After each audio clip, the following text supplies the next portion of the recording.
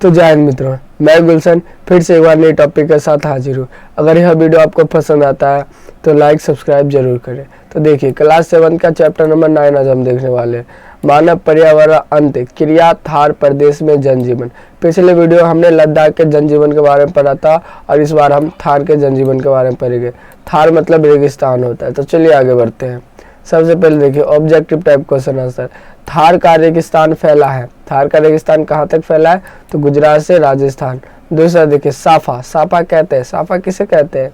तो साफा सिर पर बांधने वाले पगड़ी को कहा जाता है। आपने देखा होगा जो रेगिस्तान में रहते हैं या ऐसे आसपास के क्षेत्रों में, वह अपने सर पे सफेद करल का पगड़ी बांधते हैं। तीसरा क्वेश्चन देखिए, थार प्रदेश में पाए जाने वाले खनिज। थार प्रदेश में कौन से खनिज मुख्य रूप से पाए जाते हैं? तो थार प्रदेश में संगमरमर जिप्सम पाया जाता है। क्या पाया जाता है? तो संगमरमर जिप्सम पाया जाता है। चौथा क्वेश्चन देखिए, नखिलस्तान का अर्थ क्या है? नखिलस्तान का अर्थ है क्या है? आपको पता है? नहीं पता तो हम बता देंगे। रेगिस्तान में हरियाली व जल वाला क्षेत्र। नखलिस्तान का अर्थ क्या है? तो रेगिस्तान में हरियाली वाला क्षेत्र। ठीक है, चलिए आगे बढ़ते हैं। अब क्या लिखित क्वेश्चन आंसर दिया हुआ है। पहला क्वेश्चन क्या है? तो भारत के पश्चिमी भाग में का रेगिस्तान है। भारत के पश्चिमी भाग में कौन सा रेगिस्तान? तो थार है। क्या है? थार। दूसरा क्वेश्चन देखिए, दूसरा क्वेश्चन दिया गया, रेगिस्तान का जहाज कहा जाता है। रेगिस्तान का जहाज किसे कहा जाता है? तो रेगिस्तान का जहाज मुख्य रूप से ऊंट को बोला जाता है। तीसरा क्वेश्चन देखिए, राजस्थान नहर नदी पर बनाया गया। राजस्थान नहर किस नदी पर बनाया गया? तो सतलुज नदी पर बनाया गया है।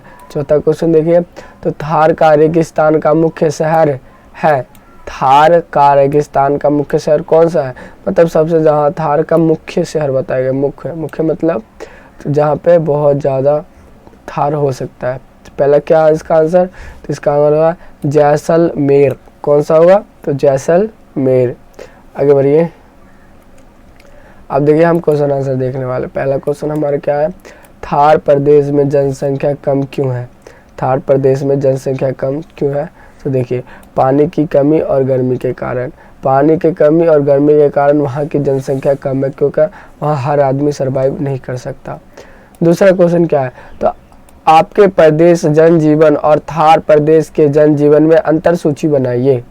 तो देखिए, यह उत्तर आपके प्रदेश पर निर्भर करता है, लेकिन आमतौर पर देखिए इस क्वेश्चन का अर्थ आपके प्रदेश पर अलग निर्भर करता है और थार पे अलग।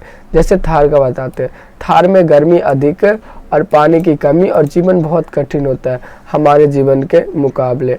हमारे यहाँ समय पर सब चीज़ हो जाता है। चलिए तीसरा क्वेश्चन देखते हैं।